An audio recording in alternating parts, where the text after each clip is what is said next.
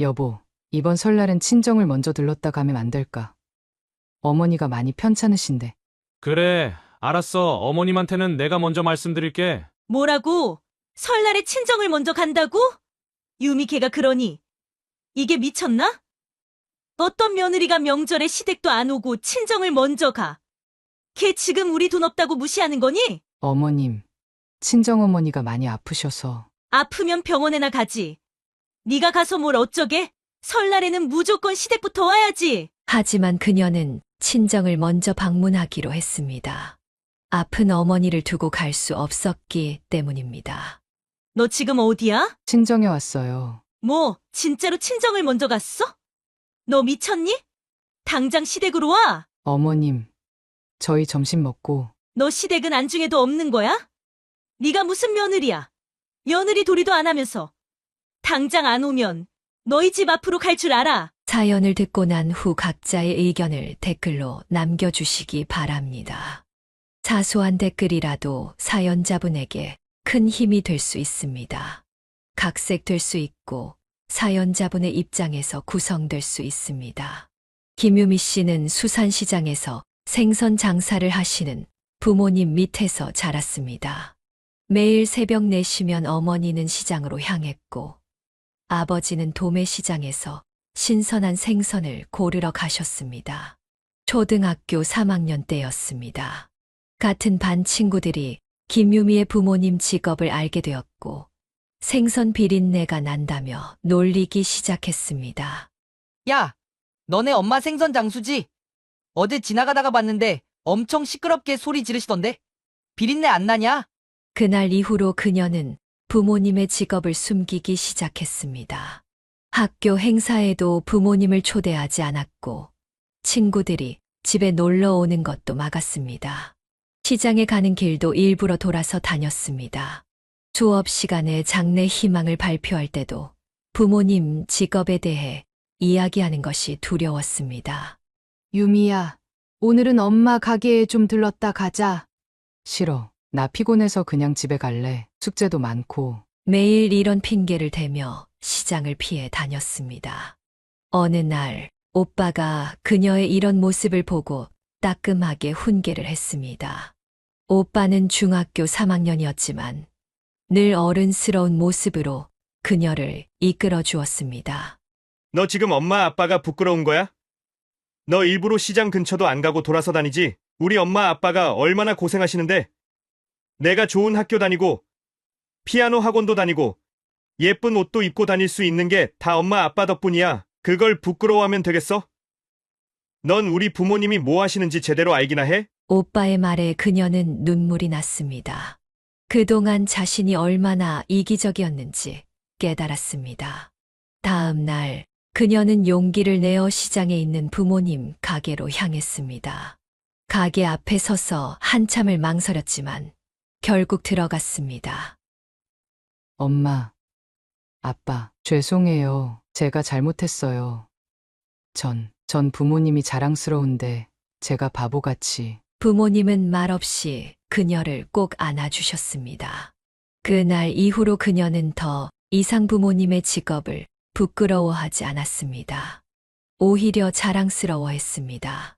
시장에서 만나는 손님들이 유미 엄마가 파는 생선이 제일 신선하다고 칭찬할 때마다 가슴이 뿌듯했습니다.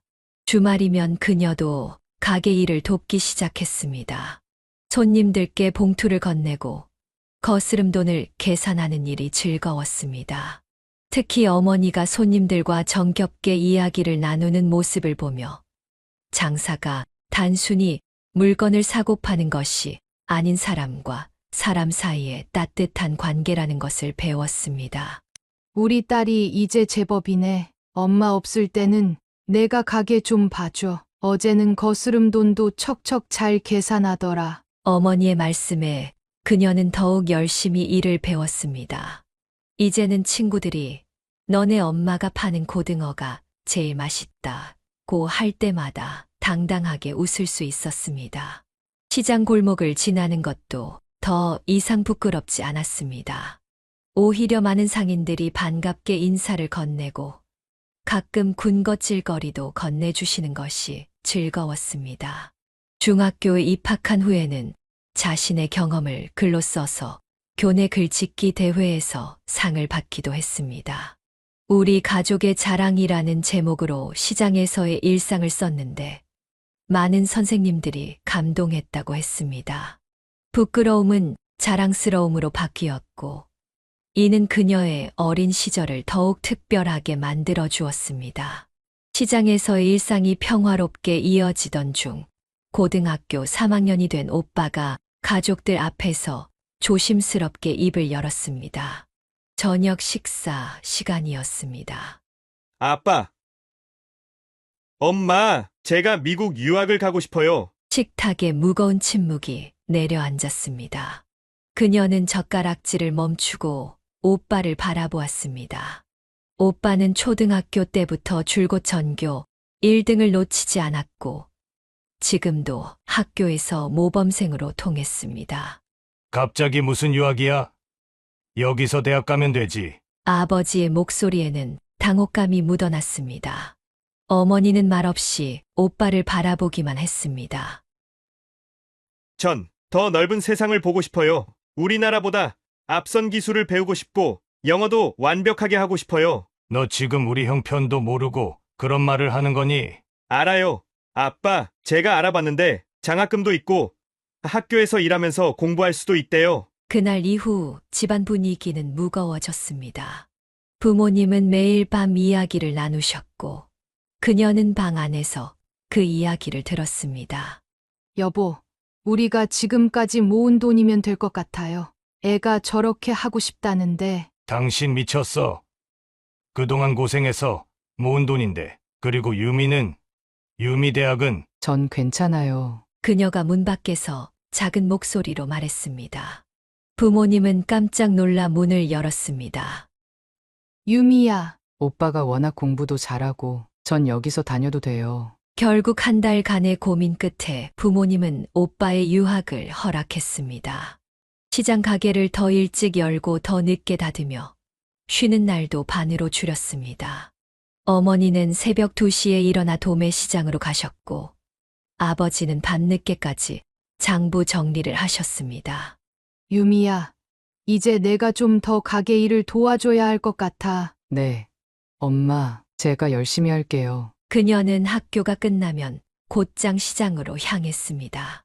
숙제는 틈틈이 가게에서 했고 주말에는 하루 종일 부모님을 도왔습니다.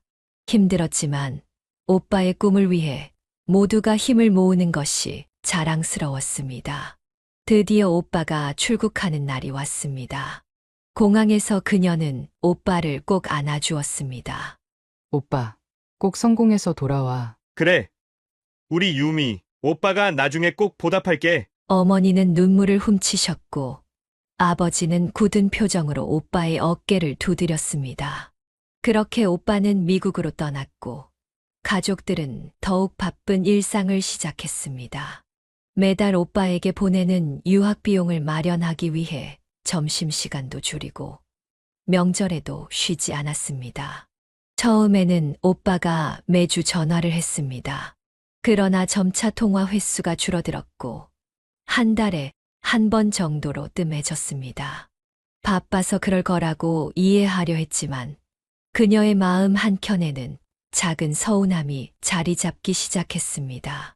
특히 부모님이 밤늦게까지 일하시는 모습을 볼 때면 오빠가 조금 더 자주 연락했으면 하는 바람이 들었습니다. 엄마, 오빠한테 연락 왔어요? 아니, 바쁜가 보네. 어머니의 목소리에는 그리움이 묻어났습니다. 하지만 누구도 오빠를 원망하지는 않았습니다. 모두가 오빠의 성공을 믿고 있었기 때문입니다. 그녀는 매일 밤 오빠가 잘 지내고 있기를, 그리고 꼭 성공해서 돌아오기를 기도했습니다. 오빠의 유학 생활이 5년째 접어들던 어느 날, 오랜만에 오빠에게서 전화가 왔습니다. 그녀는 반가운 마음에 서둘러 전화를 받았습니다. 오빠, 나 유미, 잘 지내고 있어? 연락이 너무 안 되네. 유미야, 엄마 아빠 계시니? 오빠의 목소리가 어쩐지 어색했습니다. 그녀는 부모님을 불러왔고 스피커폰을 켜고 이야기를 시작했습니다. 아들, 요즘 전화도 잘 안 하더니 무슨 일 있니? 저 사실은 결혼하려고요. 순간 거실에 정적이 흘렀습니다. 어머니가 먼저 입을 열었습니다. 결혼. 그래, 좋지. 상대는 어떤 사람이니? 한국 사람이야. 네, 여기서 자란 교포예요. 제니라고. 한국말은 잘 못해요. 부모님의 표정이 굳어졌습니다. 하지만 최대한 담담한 목소리를 유지하려 노력하셨습니다. 그래. 언제 한국에 와서 인사드릴 생각이니? 잠시 침묵이 흐른 뒤 오빠가 조심스럽게 말을 이었습니다. 그게 제니가 비행기를 좀 무서워해서요. 한국에 가는 건 좀 힘들 것 같아요. 뭐라고? 아버지의 목소리가 높아졌습니다. 아빠, 제가 나중에 시간 내서 한국 갈게요. 지금은 회사 일도 바쁘고. 너 지금 무슨 말을 하는 거니? 결혼이 장난이야? 어머니는 말없이 자리를 피하셨습니다. 그녀는 어머니의 눈가에 맺힌 눈물을 보았습니다. 부엌에서 들리는 그릇 부딪히는 소리가 평소보다 크게 들렸습니다. 아들, 우리가 그동안 너 유학 보내느라 얼마나 고생했는지 알기나 해? 이제 겨우 자리 잡았다고 이럴 거니? 죄송해요, 아빠. 하지만 저희도 사정이 있어서. 전화는 불편한 분위기로 끝이 났습니다. 그날 이후 집안의 분위기는 더욱 무거워졌습니다. 어머니는 평소보다 일찍 시장에 나가셨고 밤늦게까지 돌아오지 않으셨습니다. 엄마, 제가 오빠랑 한 번 더 얘기해 볼까요? 됐다. 저기 김치 좀 담아줘. 어머니는 더 이상 오빠 이야기를 꺼내지 않으셨습니다. 하지만 밤마다 훌쩍이는 소리가 들렸고 아버지는 한숨만 깊어졌습니다. 한 달 후 오빠에게서 결혼식 사진이 이메일로 도착했습니다. 하얀 웨딩드레스를 입은 새언니는 확실히 아름다웠습니다. 하지만 그 자리에 가족이 없었다는 사실이 그녀의 마음을 아프게 했습니다. 엄마, 사진 보실래요? 나중에 볼게. 어머니는 사진을 보지 않으셨습니다. 아버지도 마찬가지였습니다. 그녀는 혼자 사진을 보며 울었습니다. 오빠의 행복한 미소가 오히려 서글프게 느껴졌습니다. 시간이 흐르면서 오빠의 연락은 더욱 뜸해졌습니다. 명절에도 전화 한 통이 전부였고 그마저도 새언니가 한국말을 못한다는 이유로 짧게 끝났습니다. 부모님은 겉으로는 아무렇지 않은 척 하셨지만 시장에서 다른 상인들이 자식 자랑을 할 때면 말없이 한숨만 쉬셨습니다. 우리 아들은 미국에서 잘 살고 있대. 명절에도 못 오고. 어머니의 말씀에는 씁쓸함이 묻어났습니다. 그녀는 이제 오빠에 대한 기대를 접었습니다. 대신 더욱 열심히 부모님을 도왔고 퇴근 후에는 꼭 부모님과 함께 저녁을 먹었습니다. 그것이 그녀가 할 수 있는 최선이었습니다. 오빠의 결혼 소식에 마음이 무거웠지만 1년 후 그녀의 가족은 미국행을 결정했습니다. 오빠가 간간히 전화로 와서 보라며 조르기도 했고 무엇보다 부모님의 그리움이 너무 커져 있었기 때문입니다. 엄마, 이번에 꼭 오빠 얼굴 보고 오자. 그래. 내 새언니도 한번 봐야지. 비행기 표를 끊고 호텔도 예약했습니다. 오빠는 전화로 공항으로 마중 나오겠다고 했습니다. 부모님은 오랜만에 밝은 표정을 지으셨고 그녀도 설렘을 감출 수 없었습니다. 오빠가 좋아하는 김치도 담가 가야지. 어머니는 며칠 전부터 정성껏 김치를 담그셨고 아버지는 고급 홍삼도 준비하셨습니다. 그렇게 기대를 안고 미국으로 향했습니다. 공항에 도착하자 오빠가 서 있었습니다. 5년 만에 재회였습니다. 하지만 새언니의 모습은 보이지 않았습니다. 오빠, 그녀가 반갑게 달려가 안겼습니다. 부모님도 눈시울을 붉히며 오빠를 껴안으셨습니다. 제니는 어디 있니? 어머니가 조심스레 물었습니다. 아, 제니가 오늘 좀 몸이 안 좋아서요. 집에서 쉬고 있어요. 첫날부터 실망스러운 상황이었지만 가족들은 이해하려 노력했습니다. 오빠는 그들을 호텔로 데려다 주며 말했습니다. 내일 제니가 좀 나아지면 같이 식사하러 올게요. 하지만 다음 날 오빠에게서 온 문자는 더욱 실망스러웠습니다. 제니가 아직도 몸이 안 좋네요. 미안해요. 내일은 꼭 같이 보자고 할게요. 이렇게 하루하루가 지나갔습니다. 매일 다른 핑계를 대며 새언니와의 만남은 미뤄졌고 오빠조차 바쁘다는 이유로 짧은 시간만 함께 보냈습니다. 아들, 우리가 언제까지 여기 있을 수 있는 줄 아니? 아버지의 목소리에는 서운함이 가득했습니다. 결국 방문 5일째 되는 날, 오빠는 마지못해 새언니를 데리고 호텔 로비로 왔습니다. 안녕하세요. 새언니의 인사는 짧았고 한국어는 서툴렀습니다. 어색한 분위기 속에서 30분 정도 대화가 이어졌습니다. 새언니는 계속 시계만 보더니 갑자기 일어났습니다. Sorry. I have an appointment. 그렇게 새언니는 자리를 떠났고 오빠도 그녀를 따라 나갔습니다. 부모님의 표정은 말로 설명할 수 없을 정도로 복잡했습니다. 엄마가 정성껏 담가온 김치도 못 줬네. 어머니의 목소리가 떨렸습니다. 그녀는 부모님의 마음이 어떨지 너무나 잘 알았습니다. 남은 2일 동안 그들은 호텔 근처만 맴돌았습니다. 오빠는 가끔 전화로 미안하다는 말만 반복했고 새언니는 다시 나타나지 않았습니다.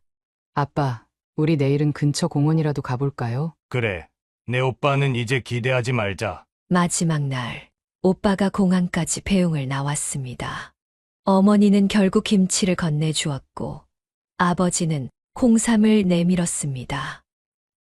아들, 잘 지내라. 네, 죄송해요. 비행기에 오르면서 그녀는 창밖으로 작아지는 오빠의 모습을 바라보았습니다. 이제 더 이상 예전의 오빠가 아니라는 것을 깨달았습니다. 귀국하는 비행기 안에서 부모님은 아무 말도 하지 않으셨습니다. 그저 긴 한숨만 내쉬실 뿐이었습니다. 미국에서의 실망스러운 만남 이후 오빠와의 관계는 더욱 소원해졌습니다. 명절마다 걸려오던 전화도 이제는 문자 한 통으로 대신했고 그마저도 형식적인 내용뿐이었습니다. 오빠, 이번 추석에는 한국에 오는 거지? 미안해, 유미야. 회사가 너무 바빠서. 매번 같은 핑계였습니다. 그녀는 부모님의 실망한 표정을 볼 때마다 마음이 아팠습니다. 엄마, 이번에도 오빠가 알아. 괜찮아. 바쁘겠지. 어머니는 말끝을 흐리셨습니다. 시장에서 다른 상인들이 자식 자랑을 할 때면 어머니는 말없이 자리를 피하셨고 아버지는 술잔을 더 자주 기울이셨습니다. 10년이 흐른 어느 날 갑자기 오빠에게서 연락이 왔습니다. 유미야, 다음 주에 잠깐 한국에 갈 것 같아. 정말? 하지만 그녀의 기대는 곧 실망으로 바뀌었습니다. 오빠는 단 이틀의 일정으로 한국을 방문했고 그마저도 회사 일 때문이라고 했습니다. 어머니, 아버지, 죄송해요. 이번에는 정말 시간이 없어서. 저녁 식사 자리에서 오빠는 계속 시계만 보았습니다. 새언니는 이번에도 오지 않았고 조카의 사진조차 보여주지 않았습니다. 아들 밥이라도 더 먹고 가지. 죄송해요. 다음 미팅 시간이 얼마 안 남아서. 그렇게 짧은 만남은 끝이 났고 다시 긴 침묵이 이어졌습니다. 몇 달 후 오빠에게서 문자가 왔습니다. 유미야, 제니가 둘째를 낳았어. 그녀는 축하한다는 말도 못했습니다. 첫째 조카의 얼굴도 모르는데 벌써 둘째라니. 부모님께 이 소식을 어떻게 전해야 할지 고민했습니다. 엄마, 오빠가 둘째가 태어났대요. 그래? 건강하대? 어머니의 눈가에 맺힌 눈물을 보며 그녀의 마음도 무너졌습니다. 손주의 탄생 소식에 기뻐하지도 못하는 부모님을 보는 것이 너무 안타까웠습니다. 이후 오빠의 연락은 더욱 뜸해졌습니다. 아이들 사진을 보내달라는 부모님의 부탁에도 바빠서 나중에 라는 답변만 돌아왔습니다. 시간이 흐를수록 그녀는 오빠가 더 이상 예전에 그 다정한 오빠가 아니라는 것을 실감했습니다. 엄마, 이제 오빠 기다리지 말아요. 제가 있잖아요. 그래. 우리 딸이 효녀야. 어머니는 그녀를 꼭 안아주셨습니다. 이제 그들은 오빠에 대한 기대를 완전히 접었습니다. 대신 더욱 끈끈한 가족이 되었고 서로를 위로하며 살아가기 시작했습니다. 명절이 다가올 때면 이제는 오빠의 전화를 기다리지 않았습니다. 대신 그녀가 정성껏 음식을 준비하고 부모님과 함께 시간을 보냈습니다. 그것이 그들이 찾은 작은 행복이었습니다. 유미야, 이제 내가 우리의 전부야. 아버지의 말씀에 그녀는 눈물을 참았습니다. 그리고 더욱 열심히 살기로 다짐했습니다. 오빠의 빈자리를 채우기 위해, 그리고 부모님의 마음을 위로하기 위해, 오빠에 대한 서운함을 뒤로하고 그녀의 일상은 계속되었습니다. 35이 되던 해, 친구의 소개로 한 남자를 만나게 되었습니다. 대기업에 다니는 건실한 직장인이었고 첫인상도 나쁘지 않았습니다. 유미 씨, 전 정말 가정을 소중히 여기는 사람이에요. 첫 만남에서 그가 한 말이 그녀의 마음을 움직였습니다. 몇 번의 만남 후 그들은 자연스럽게 연인 관계가 되었습니다. 엄마, 제가 만나는 사람이 있어요. 그래. 어떤 사람인데? 회사원이에요. 성격도 좋고 저랑 잘 맞는 것 같아요. 어머니는 반색하시며 그녀의 손을 잡으셨습니다. 드디어 우리 딸도 좋은 사람 만났구나. 6개월간의 연애 끝에 그들은 결혼을 결심했습니다.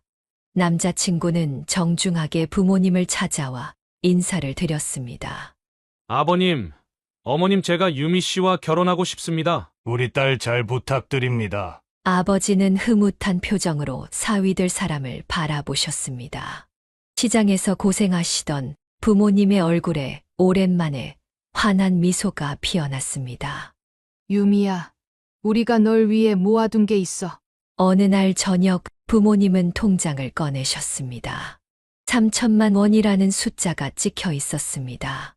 엄마, 아빠, 이게 뭐예요? 너 결혼 자금이야. 내 오빠 유학 보내고 나서도 조금씩 모았어. 그녀는 눈물이 났습니다.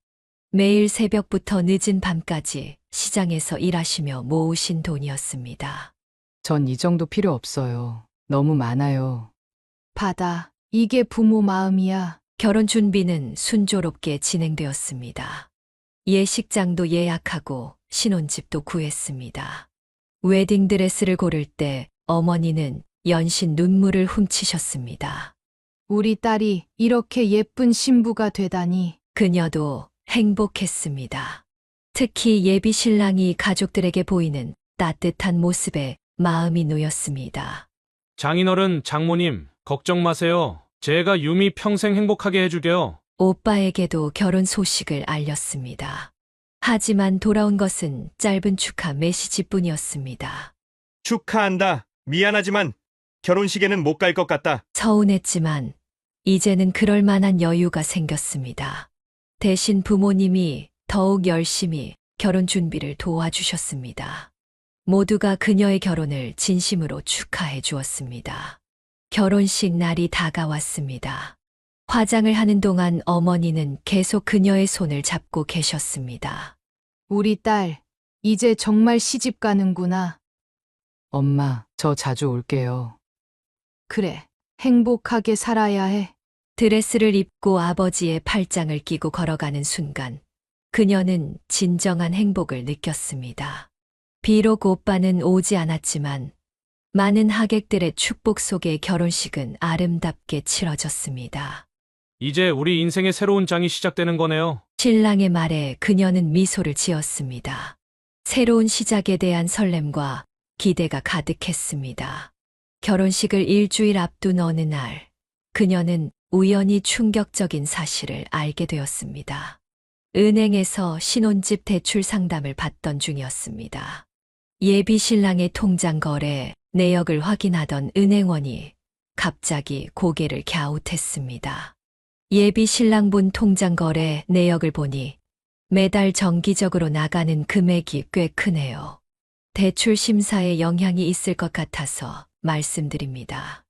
은행원의 말에 그녀는 의아했습니다. 남자친구가 대출이 있다는 얘기는 들은 적이 없었기 때문입니다.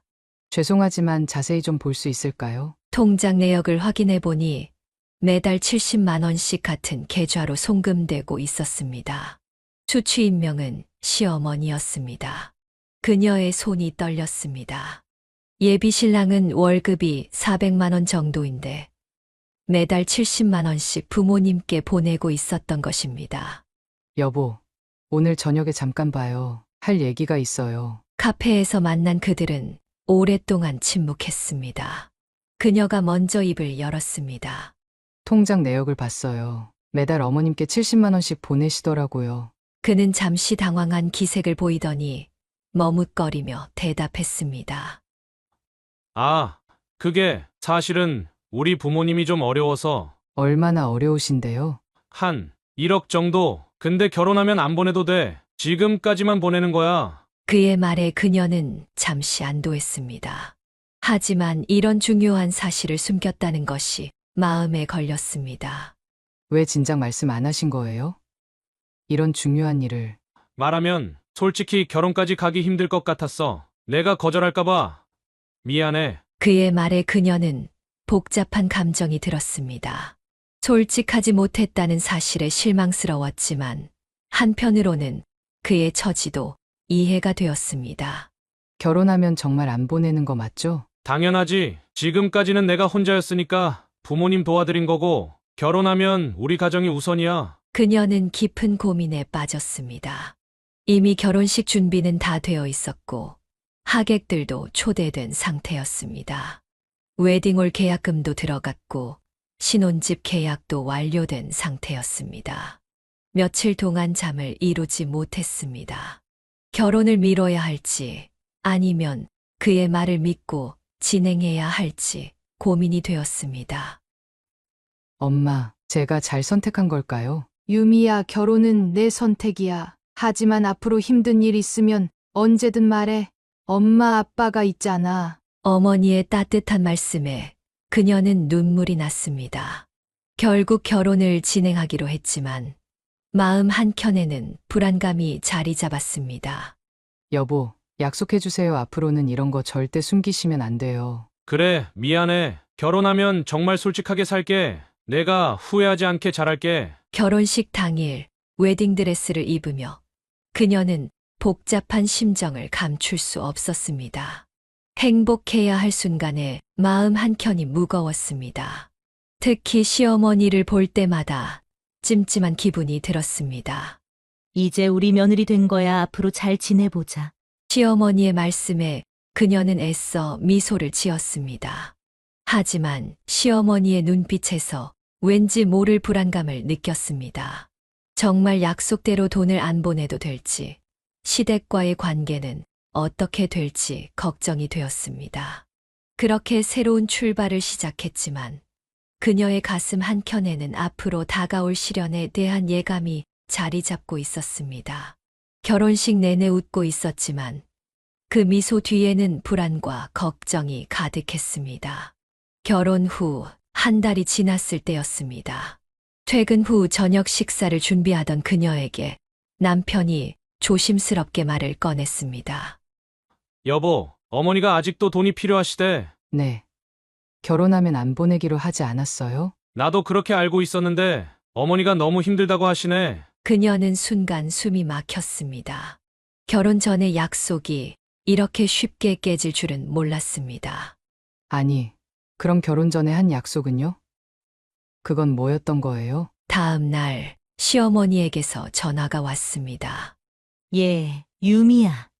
우리가 얼마나 어려운지 알지. 아들한테 매달 받던 돈 계속 보내줘야 하는데.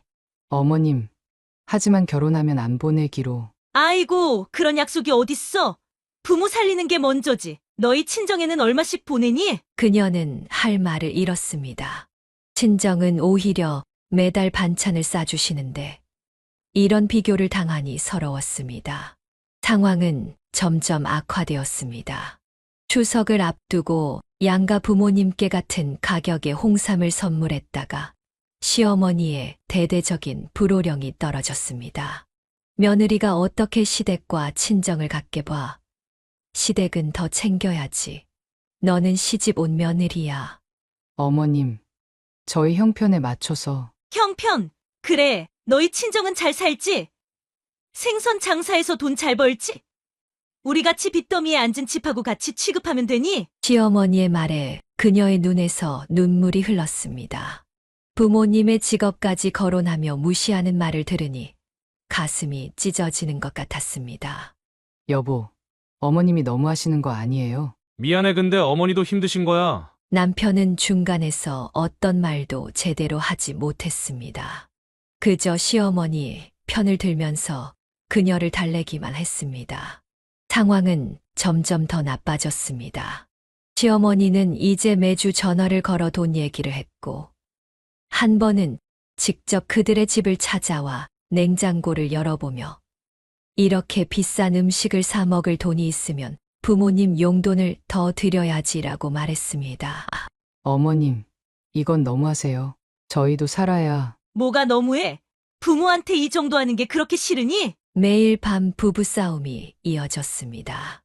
남편은 점점 그녀를 탓하기 시작했습니다. 너도 좀 참지 그래?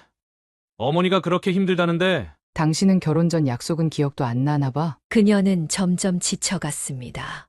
친정에 가서 울고 싶었지만 부모님이 걱정하실까봐 말도 못했습니다. 하지만 시어머니의 요구는 끝이 없었습니다. 이번 달엔 100만 원은 보내야 해. 이자가 더 붙어서 매일 밤 잠들기 전 그녀는 이런 생활이 언제까지 계속될지 두려웠습니다. 결혼 전의 달콤한 약속은 모두 거짓이었고 이제는 돈을 요구하는 시어머니와 그것을 막지 못하는 남편 사이에서 그녀의 일상은 점점 무너져가고 있었습니다. 설날을 앞둔 어느 날 친정어머니께서 갑자기 허리를 다치셨다는 연락을 받았습니다. 시장에서 생선 박스를 들다가 삐끗하셨다고 했습니다. 여보, 이번 설날엔 친정을 먼저 들렀다 가면 안 될까? 어머니가 많이 편찮으신데. 그래, 알았어. 어머님한테는 내가 먼저 말씀드릴게. 남편은 전화를 걸었지만 시어머니의 반응은 차가웠습니다. 뭐라고? 설날에 친정을 먼저 간다고? 유미 걔가 그러니 이게 미쳤나? 어떤 며느리가 명절에 시댁도 안 오고 친정을 먼저 가? 걔 지금 우리 돈 없다고 무시하는 거니? 전화기 너머로 들리는 시어머니의 고성에 그녀는 몸이 떨렸습니다. 어머님, 친정어머니가 많이 아프셔서. 아프면 병원에나 가지. 네가 가서 뭘 어쩌게? 설날에는 무조건 시댁부터 와야지. 하지만 그녀는 친정을 먼저 방문하기로 했습니다. 아픈 어머니를 두고 갈 수 없었기 때문입니다. 설날 아침 친정에 도착하자 어머니는 절뚝거리며 그녀를 맞이했습니다.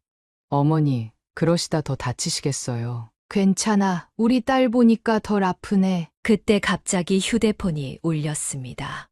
시어머니였습니다. 너 지금 어디야? 친정에 왔어요. 뭐, 진짜로 친정을 먼저 갔어? 너 미쳤니?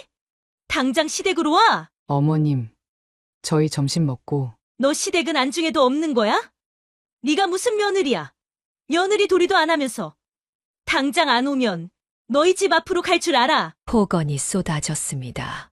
그녀는 전화기를 들고 한동안 움직이지 못했습니다. 여보, 무슨 일이야? 남편이 물었지만 그녀는 대답하지 못했습니다. 눈물만 흘렀습니다. 어머님한테 전화 왔지? 우리 그냥 시댁으로 가자. 당신은 지금 이게 말이 되는 상황이라고 생각해요? 어머님이 나한테 한 말 들었잖아요. 그래도 어머님이신데. 그 순간 친정어머니가 방에서 나오셨습니다. 얘들아, 무슨 일이니? 사정을 들은 친정어머니는 한숨을 쉬셨습니다. 그래, 어서 시댁에 가보렴. 나는 괜찮으니까 하지만 그녀는 발걸음이 떨어지지 않았습니다. 시어머니의 폭언이 계속 귓가에 맴돌았습니다. 결국 시댁에 도착했을 때는 이미 오후였습니다. 시어머니는 현관에서부터 도끼를 뿜었습니다. 이제 오시네? 친정이 그렇게 좋아? 시댁은 걔 쳐다보듯 하고. 어머님, 죄송합니다만 그렇게 말씀하시면 이게 말대꾸를 해? 너같이 못된 며느리는 처음 봐. 돈도 제대로 안 보내고 명절에 친정 섬기고 너 이러다 이혼당할 줄 알아? 시어머니의 폭언은 계속되었고 남편은 그저 고개를 숙이고 있을 뿐이었습니다. 그녀는 화장실에 가서 몰래 울었습니다. 여보, 나 이제 못 참겠어요. 이렇게 살 순 없어요. 그래도 참자. 어머님이 원래 성격이 그러시니까. 남편의 말에 그녀는 더욱 절망했습니다. 이것이 앞으로도 계속될 생활이라고 생각하니 숨이 막혔습니다. 그날 이후 시어머니는 더욱 노골적으로 그녀를 무시하기 시작했습니다. 주변 친척들에게 며느리가 친정 바보라서 못 살겠다고 소문을 냈고 심지어 돈도 안 갖다 바치는 년이라는 말까지 했습니다. 시어머니와의 갈등이 끊이지 않는 상황에서 그녀는 임신 소식을 접했습니다. 입덧이 심했지만 그나마 경사라도 생겼다는 생각에 마음이 조금은 놓였습니다. 여보, 우리 아기가 생겼어. 처음에 남편도 기뻐했습니다. 하지만 시어머니의 반응은 달랐습니다. 아이고, 이제 얘 핑계 대면서 돈 더 써대겠구나. 요즘 며느리들 다 그래. 임신했다고 친정 가서 용돈 타 쓰고. 시어머니의 독설은 남편의 태도까지 바꿔놓았습니다. 어느 날 저녁 남편이 갑자기 통장을 내밀었습니다. 여보, 이제부터 내가 돈을 관리할게. 그게 무슨 소리야, 갑자기 왜? 그냥 어머님 말씀이 맞는 것 같아서. 요즘 주부들이 다들 돈을 친정으로 빼돌린대. 그녀는 순간 귀를 의심했습니다. 당신, 지금 나 의심해? 의심은 아니고 그냥 안전하게 내가 관리하는 게 낫지 않을까? 남편은 생활비 카드를 하나 만들어 주었는데 그마저도 한도가 100만 원이었습니다. 이걸로 생활비 쓰면 돼. 더 필요하면 말해. 하지만 추가 생활비를 요구할 때마다 남편은 까다로운 신문을 했습니다. 뭐 했을 건데? 영수증 가져와. 친정에 돈 갖다 주는 거 아니지? 입덧으로 힘든 와중에도 매번 지출 내역을 일일이 증명해야 했습니다. 어느 날은 친정어머니가 사다 주신 미역을 보고 대성통곡을 하기도 했습니다. 우연히 남편의 통장 내역을 보게 되었을 때 그녀는 또 한 번 충격에 빠졌습니다. 남편은 매달 시댁에 70만 원의 빚상환금에 더해 7,080만 원을 추가로 보내고 있었던 것입니다. 이게 다 뭐야? 어머님이 필요하시다고. 당신은 나한텐 100만 원 생활비도 아까워하면서 시댁엔 150만 원씩 보내? 너는 몰라도 돼. 내가 알아서 알게. 그녀는 그 자리에서 쓰러질 것 같았습니다. 임신 중인 아내는 의심하면서 시댁에는 월급의 절반을 보내는 남편을 보며 모든 것이 무너지는 기분이었습니다. 당신 우리 집 가장이야. 알긴 해? 시끄러워. 내가 돈 버는데 내가 쓰고 싶은데 쓰면 안 돼. 남편의 폭언은 계속되었고 매일 밤 부부싸움이 이어졌습니다. 임신 중인 그녀의 건강은 급속도로 나빠졌지만 병원비조차 남편의 눈치를 보며 써야 했습니다. 여보, 입덧이 너무 심해서 링거 맞아야 할 것 같아. 또 지난주에도 맞았잖아. 돈이 나무에서 열리는 줄 아나? 그녀는 이제 완전히 지쳐버렸습니다. 뱃속의 아이를 위해서라도 버텨야 했지만 날이 갈수록 남편의 행동은 더욱 이해할 수 없게 변해갔습니다. 출산 후 1년이 지난 어느 날이었습니다. 그녀는 육아와 집안일로 하루하루를 보내고 있었고 남편은 여전히 그녀를 무시하는 태도였습니다. 여보, 애기 좀 봐줘. 잠깐 씻고 싶어서. 아니, 당신은 하루 종일 집에만 있으면서 왜 이렇게 귀찮게 해? 나는 회사 다녀와서 피곤한데. 아기가 울음을 터뜨리자 그녀는 씻지도 못한 채 달려가 안아야 했습니다. 당신 참 좋다. 맨날 집에서 애나 보면서 편하게 있고. 편하다고? 당신은 24시간 아기 보는 게 얼마나 힘든지 알아? 남편은 비웃듯이 말했습니다. 뭐가 힘들어? 밥 먹이고 기저귀 갈아주고 그거밖에 더 있어? 나는 매일 부장님 눈치 보면서 스트레스 받는데 그날 저녁 남편은 충격적인 선언을 했습니다. 여보, 나 회사 그만뒀어. 네. 지금 무슨 소리를 하는 거예요? 당신이 맨날 집에서 애 보는 게 그렇게 좋아 보이더라고. 나도 한번 해볼래? 그녀는 귀를 의심했습니다. 1살 된 아기가 있는 상황에서 이런 무책임한 행동을 한다는 것이 믿기지 않았습니다. 당신 미쳤어? 아기 분유값, 기저귀값. 당신이 나가서 벌어오면 되잖아? 난 애 볼게. 다음 날부터 남편은 정말 집에 있기 시작했습니다. 하지만 육아는 생각처럼 쉽지 않았습니다. 아, 얘가 왜 이래 진짜 짜증나게. 기저귀는 어떻게 갈아? 분유는 몇 스푼 넣는 거야? 그녀는 한숨을 쉬며 아기를 받아들었습니다.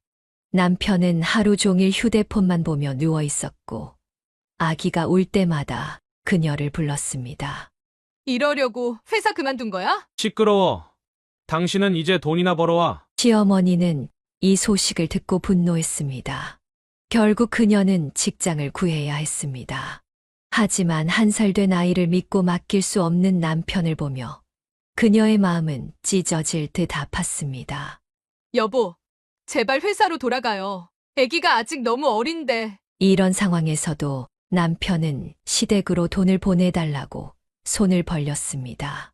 어머님이 돈이 필요하시대. 당신이 빨리 취직해서 보내줘. 그녀는 더 이상 참을 수 없었습니다. 1살 된 아이를 이런 무책임한 아버지와 함께 키워야 한다는 생각에 눈물이 났습니다. 이것이 과연 가정이라고 할 수 있는지, 이대로 아이를 키워도 되는 것인지 심각한 고민에 빠졌습니다. 결국 그녀는 육아휴직을 마치고 복직을 결정했습니다. 다행히 이전 직장에서 그녀를 다시 받아주었고 어린이집도 겨우 자리가 나서 아이를 맡길 수 있게 되었습니다. 여보, 아기 어린이집 등원은 당신이 해. 내가 출근이 더 빠르니까. 알았어. 내가 애기 보는 거 얼마나 쉬운지 보여줄게. 어린이집을 보내는 첫날, 남편은 의기양양했습니다. 하지만 현실은 달랐습니다. 여보, 애가 자꾸 우네. 왜 이래 얘가? 기저귀도 안 갈아주고 어린이집에 보내려고 했어? 출근 전 그녀는 울던 아이를 달래고 기저귀를 갈아주고 옷을 입혀서 겨우 어린이집에 보냈습니다. 남편은 그저 멍하니 서 있기만 했습니다. 이렇게 간단한 것도 못하면서 육아가 쉽다며. 당신 아직도 그렇게 생각해? 며칠이 지나자 상황은 더욱 심각해졌습니다. 남편은 늦잠을 자서 아이를 제때 어린이집에 데려가지 못했고 집안은 점점 더 엉망이 되어갔습니다. 여보, 집이 더러우면 좀 치워. 오늘도 설거지가 그대로잖아. 아, 애 보느라 바빠서. 당신은 하루 종일 뭐 하는데? 애는 어린이집 갔는데. 퇴근 후에도 그녀는 쉴 수가 없었습니다. 밀린 빨래와 설거지를 하고 아이의 분유병을 소독하고 내일 입힐 옷을 준비해야 했습니다. 1달이 지나자 남편은 점점 예민해지기 시작했습니다. 아니, 왜 자꾸 나한테 이래라 저래라 해? 내가 당신 밑에서 일하는 직원이야? 그럼 당신은 왜 집안일은 하나도 안 하고 애 케어도 제대로 못해? 시어머니는 매일같이 전화해서 잔소리를 했습니다. 애비가 애를 본다는 게 말이 되니? 빨리 일자리나 구해. 3개월이 지났을 때 남편은 완전히 지쳐 있었습니다. 아이는 계속 아빠보다 엄마를 찾았고 집안일은 전혀 손에 잡히지 않았습니다. 여보, 나 이제 못하겠어. 뭐라고요? 당신이 하고 싶다며? 이제 알았어. 집에 있는 게 이렇게 힘든 줄은 몰랐어. 하지만 그녀는 쉽게 용서할 수 없었습니다. 6개월 동안 남편은 제대로 된 육아도 집안일도 하지 못했고 오히려 그녀의 부담만 더 커졌기 때문입니다. 당신, 이제 진짜 육아가 얼마나 힘든지 알겠어요? 미안해. 내가 잘못했어. 미안하다고 하면 다예요? 당신 때문에 우리 가정이 얼마나 힘들었는지 알아요? 결국 남편은 다시 취업을 준비하겠다고 했습니다. 하지만 6개월의 공백은 쉽게 메워지지 않았고 그동안 쌓인 카드빚과 대출은 그들의 어깨를 더욱 무겁게 만들었습니다. 나 회사 그만둔 거 정말 미친 짓이었네. 이제야 깨달은 남편의 후회는 너무 늦은 것이었습니다. 그녀는 이미 남편에 대한 신뢰를 완전히 잃어버렸고, 가정의 평화는 돌이킬 수 없을 만큼 깨져버렸습니다. 남편의 무책임한 사직 이후, 그녀는 통장 잔고를 확인하기 시작했습니다. 결혼 전 모아둔 돈으로 아이의 앞날을 위해 적금도 들어놓았는데, 남편의 무직 상태가 길어지자 걱정이 되었기 때문입니다. 여보, 우리 통장 비밀번호가 뭐야? 왜? 갑자기 통장은 남편의 표정이 순간 굳어졌습니다. 그냥 확인 좀 해보려고. 남편의 수상한 태도에 의심이 들었습니다. 다음 날, 그녀는 은행에 직접 찾아갔습니다. 죄송하지만 제 통장 거래 내역 좀 확인할 수 있을까요? 그녀의 눈앞이 캄캄해졌습니다. 결혼 전 모아둔 4,500만 원이 한 번에 출금되어 있었고, 수취인은 시어머니였습니다. 이게 무슨 일이죠? 은행원은 난처한 표정을 지었습니다.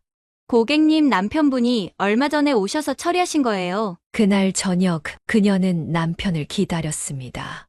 손이 떨렸습니다. 여보, 이거 좀 설명해봐. 통장 내역을 내밀자 남편은 잠시 침묵했습니다. 어머님이 급하게 돈이 필요하시다고. 뭐? 아니, 그거를 보내 당신 돈도 아니고. 당신이 무슨 권리로 내 돈을 보내? 그것도 4,500만 원이나. 시댁 빚 갚으려고 그랬어. 너무 이자가 많이 나와서. 미쳤어? 그걸 왜 나한테 한마디 상의도 없이 이거 범죄야. 당신은 어차피 안 보내줬을 거 아냐? 그녀는 그 자리에서 쓰러질 것 같았습니다. 10년 넘게 모아온 돈이었습니다. 첫 직장에서 받은 월급부터 차곡차곡 모아온 그녀의 전 재산이었습니다. 그럼 지금 그 돈은 어디 있어? 다 어머님께 보냈어. 돌려받을 수 있어? 그게 어머님이 이미 다 써버리셨대. 순간 그녀의 눈앞이 새하얘졌습니다. 아이의 앞날을 위해 모아둔 돈이 이렇게 허공으로 사라져버린 것입니다. 당신, 이제 끝이에요. 여보, 미안해. 내가 나중에 꼭 갚을게. 갚아요? 뭘로요?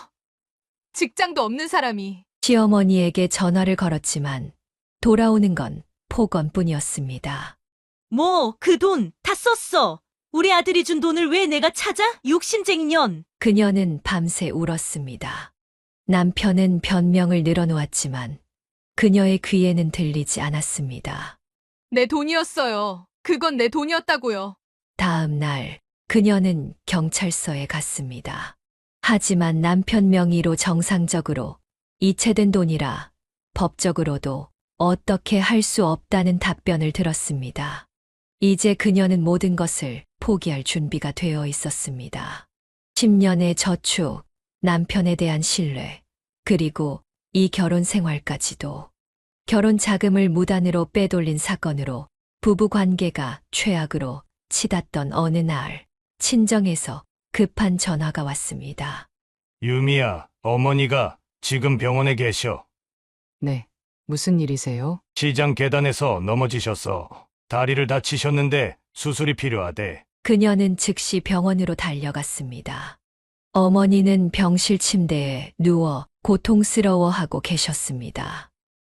어머니, 어디가 많이 아프세요? 아이고, 내가 실수로 미끄러져서. 의사는 인대가 파열되어 당장 수술이 필요하다고 했습니다.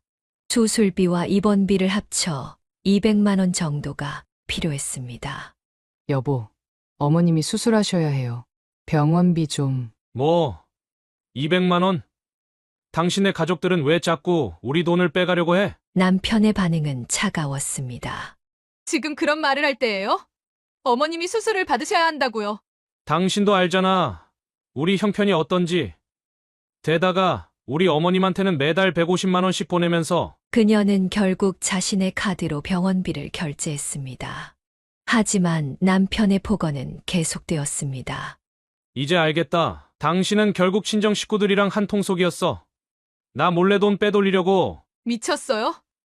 지금 우리 어머님 다리 수술하시는데 그런 말을 해요? 남편은 병문안조차 가지 않았습니다. 대신 매일 전화로 돈 얘기만 했습니다. 200만 원 당신이 책임져야 해. 내 월급에서 매달 깎을 거니까. 어머니는 수술 후에도 남편의 태도를 걱정하셨습니다. 딸, 내가 미안하다. 조심할 걸. 어머니, 제발 그런 말씀 마세요. 당연히 해드려야죠. 퇴원하시는 날 시어머니에게서 전화가 왔습니다. 너희 친정은 우리 아들 돈을 뜯어내려고 작정했네? 이제는 일부러 넘어지기까지 해? 어머님, 그게 무슨 말씀이세요? 우리 아들 돈 200만 원이나 날린 게 누구 때문이야? 남편은 이후로도 병원비 문제를 계속 들추었습니다. 매달 생활비를 줄이겠다며 그녀를 압박했고 카드 사용 내역까지 일일이 감시했습니다. 이것 봐. 또 친정에 가서 뭘 사왔네? 이제 친정 가는 것도 통제해야 하나? 병문안도 가지 말라는 거예요? 당연하지. 갈 때마다 돈 들어가는데. 그녀는 남편의 모습에서 더 이상의 인간성을 찾을 수 없었습니다. 자신의 어머니가 아파서 수술을 받는 상황에서도 오직 돈만 생각하는 남편을 보며 이 결혼 생활의 의미를 완전히 잃어버렸습니다. 여보, 당신이 이렇게까지 될 줄은 몰랐어요. 뭐가? 내가 뭘 잘못했는데? 당신네 가족들이 우리 돈 다 뺏어가잖아. 이제 그녀는 결심했습니다. 더 이상 이런 사람과는 살 수 없다는 것을. 친정어머니의 퇴원 후 그녀는 더 이상 참을 수 없었습니다. 남편이 또다시 병원비 이야기를 꺼냈을 때였습니다. 여보, 나 할 말 있어. 뭔데? 또 돈 달라는 거야? 이혼하고 싶어. 순간 남편의 표정이 굳었습니다. 뭐라고? 당신하고 더 이상 못 살겠어. 이혼합시다. 남편은 처음에는 웃으려 했지만 그녀의 진지한 표정을 보고 태도가 돌변했습니다. 미쳤어? 애도 있는데 무슨 이혼을 해? 애가 있어서 더 이혼하고 싶어요. 이런 아빠 밑에서 자라게 하고 싶지 않아요. 너 지금 나한테 뭐라는 거야? 남편의 목소리가 높아졌습니다. 내가 뭘 잘못했는데? 당신 친정에 200만 원이나 들어갔잖아. 그래요. 그게 당신의 전부에 돈. 근데 그 돈은 다 어디로 갔죠? 시댁으로? 그녀는 침착하게 말을 이었습니다. 내 결혼 자금 4,500만 원. 매달 시댁에 보내는 150만 원. 당신의 무책임한 회사 사직. 이제 지쳤어. 남편은 발끈했습니다. 너 이 배은망덕한 년이 감히. 때릴 거예요?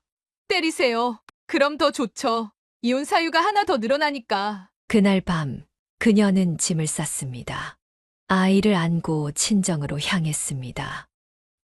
엄마, 우리 딸, 어머니는 아무 말씀도 하지 않으시고 그녀를 껴안아 주셨습니다. 다리 수술 후 지팡이를 짚고 계셨지만 딸을 위해 힘을 내셨습니다. 잘 왔어. 잘했어. 아버지도 딸의 결정을 지지해 주셨습니다. 아빠, 저 이혼하려고요. 그래. 너무 늦게 결심했다. 시어머니의 전화가 빗발쳤습니다. 이 악랄한 년이 우리 아들 버리고 어딜 가. 당장 돌아와. 남편도 계속 문자를 보냈습니다. 여보, 미안해. 내가 잘못했어. 돌아와. 제발 다시 시작하자. 애 생각은 안 해. 하지만 그녀의 결심은 확고했습니다. 이제 와서 미안하다고요? 당신이 저한테 어떻게 했는지 기억도 안 나요? 친정에서 일주일이 지났을 때 남편이 찾아왔습니다. 여보, 나 반성했어. 다시 시작하자. 반성. 지금도 시댁에 돈 보내고 있으면서 반성? 남편은 말문이 막혔습니다. 그만큼 당신은 변하지 않았다는 거예요. 이제 끝내요. 안 돼. 이혼만은. 당신이 내 돈 4,500만 원 훔쳐갈 때는 언제고. 이제 와서 그런 말을 해? 그녀의 단호한 태도에 남편은 발기를 돌렸습니다. 그 뒷모습을 보며 그녀는 오히려 마음이 편안해졌습니다. 이제 정말 끝이구나. 아이를 꼭 안아주며 그녀는 다짐했습니다. 이제 새로운 시작이다. 더 이상 돈에 얽매이지 않고 아이와 함께 행복하게 살아갈 새로운 시작. 이혼을 결심한 후 그녀는 바로 법률사무소를 찾았습니다. 그동안의 모든 증거들을 가지고 갔습니다. 통장 내역, 남편의 문자 메시지, 시어머니의 폭언을 녹음한 파일까지. 변호사님, 제가 승산이 있을까요? 네. 충분합니다. 특히 결혼 자금을 무단으로 인출한 것은 명백한 재산권 침해예요. 소송이 시작되자 남편 측에서도 변호사를 선임했습니다. 시어머니는 매일같이 협박 전화를 했습니다. 이혼하면 너희 집안 다 망하게 만들어 줄 테니까 기대해. 하지만 그녀는 더 이상 두렵지 않았습니다. 오히려 당당했습니다. 첫 재판날 남편 측 변호사가 주장했습니다. 시부모님을 위해 돈을 보낸 것은 당연한 가족 부양 의무입니다. 그녀의 변호사가 반박했습니다. 피고는 원고의 결혼 자금 4,500만 원을 동의 없이 무단으로 인출했습니다. 이는 명백한 횡령이며 결혼 생활 중 지속적인 경제적 학대가 있었음을 입증합니다. 증거가 하나둘 제시되었습니다. 매달 150만 원씩 시댁에 보낸 내역, 생활비를 통제한 기록, 그리고 친정어머니의 수술비까지 문제 삼은 녹음 파일. 게다가 피고는 무책임하게 직장을 그만두어 가정 경제를 위협했으며 재판은 3개월 동안 계속되었습니다. 그동안 남편은 수차례 화해를 요청했습니다. 여보, 우리 다시 시작하자. 이제 정말 반성했어. 시댁에 돈 보내는 것도 끊을게. 제발. 하지만 그녀는 흔들리지 않았습니다. 마지막 재판날 판사가 판결을 내렸습니다. 원고의 이혼 청구를 인용합니다. 양육권은 원고에게 귀속되며 피고는 매월 100만 원의 양육비를 지급해야 합니다. 그녀는 눈물을 흘렸습니다. 마침내 끝났다는 안도감 때문이었습니다. 또한 피고가 무단으로 인출한 4,500만 원은 재산분할 대상에서 제외하며 원고의 개인 재산으로 인정합니다. 남편은 고개를 떨구었고 시어머니는 법정에서 고성을 질렀습니다. 이게 무슨 법이야? 내 아들을 이렇게 만드는 게. 판사는 시어머니에게 주의를 주었습니다. 방청인은 정숙해 주시기 바랍니다. 재판이 끝나고 나오는 길, 그녀는 하늘을 올려다보았습니다. 무거운 짐을 내려놓은 것 같았습니다. 엄마, 이제 정말 끝났어요. 그래, 우리 딸 고생 많았다. 양육권을 얻은 것이 가장 큰 승리였습니다. 아이를 홀로 키우는 것이 쉽지는 않겠지만 이런 가정 환경에서 키우는 것보다는 훨씬 나을 거라고 확신했습니다. 퇴정하는 길에 남편이 마지막으로 그녀를 불렀습니다. 유미야, 정말 이게 끝이야? 네, 끝이에요. 앞으로는 양육비만 잘 보내주세요. 그렇게 3년간의 결혼 생활이 막을 내렸습니다. 시계를 되돌릴 수는 없지만 이제 그녀는 새로운 시작을 할 수 있게 되었습니다. 이혼 후 8개월, 그녀의 삶은 많이 달라졌습니다. 친정 부모님과 함께 살면서 아이를 키우는 생활은 생각보다 평화로웠습니다. 유미야, 오늘은 내가 애기 봐줄 테니까 너는 편히 쉬어. 어머니는 손주를 살뜰히 챙기셨고 아버지는 퇴근하는 그녀를 마중 나가주셨습니다. 우리 딸 고생했다. 가족의 따뜻한 사랑 속에서 그녀는 조금씩 안정을 찾아갔습니다. 매달 전 남편이 보내는 양육비 80만 원도 꾸준히 들어왔습니다. 이거라도 잘 들어오니까 다행이야. 하지만 평화로운 일상 속에서도 전 남편의 연락은 계속되었습니다. 유미야, 우리 다시 시작하면 안 될까? 이제는 정말 달라질 수 있어. 제발 한 번만 기회를. 그녀는 단호했습니다. 다시는 그런 실수 안 할게. 어머님한테도 말씀드렸어. 이제 돈 안 보내기로. 이제 와서 그런 말씀 하지 마세요. 전 이미 새로운 삶을 시작했어요. 시어머니도 가끔 연락을 했습니다. 처음에는 욕설과 협박이었지만 최근에는 톤이 달라졌습니다. 미안하다. 내가 잘못했어. 돌아와 주면 안 될까? 하지만 그녀의 마음은 이미 확고했습니다. 어머님, 이제 와서 그러실 필요 없어요. 서로 잘 살면 되죠. 직장에서도 그녀는 인정받는 직원이 되었습니다. 야근도 마다하지 않고 열심히 일했고 최근에는 승진도 했습니다. 유미 씨, 이번 프로젝트 정말 잘 해냈어요. 퇴근 후에는 아이와 함께 보내는 시간이 그녀의 가장 큰 행복이었습니다. 엄마, 오늘은 뭐 해서 놀까? 아이는 어린이집에서도 잘 적응하고 있었고 건강하게 자라고 있었습니다. 이제는 정말 잘 살 수 있을 것 같아요. 친정어머니는 그런 딸을 보며 안도하셨습니다. 그래. 이제 내 인생은 내가 살아야지. 가끔 힘든 순간도 있었습니다. 아이가 아빠를 찾을 때면 마음이 아팠고 혼자서 모든 것을 책임져야 한다는 부담감도 있었습니다. 하지만 그녀는 이제 알았습니다. 불행한 결혼 생활을 유지하는 것보다 홀로 서기가 더 행복할 수 있다는 것을. 엄마가 꼭 행복하게 해줄게. 아이를 안아주며 그녀는 다짐했습니다. 이제는 더 이상 뒤돌아보지 않을 것이라고. 그리고 앞으로도 자신의 선택을 후회하지 않을 것이라고. 새로운 삶은 그렇게 시작되었습니다. 힘들지만 행복한, 그리고 무엇보다 진정한 자신의 삶으로. 사연을 듣고 댓글을 남겨주시기 바랍니다. 사소한 의견일지라도 사연자분에게는 큰 힘이 됩니다. 노골적인 악성 댓글은 사연자분에게 상처가 될 수 있으니 삼가주시기 바랍니다.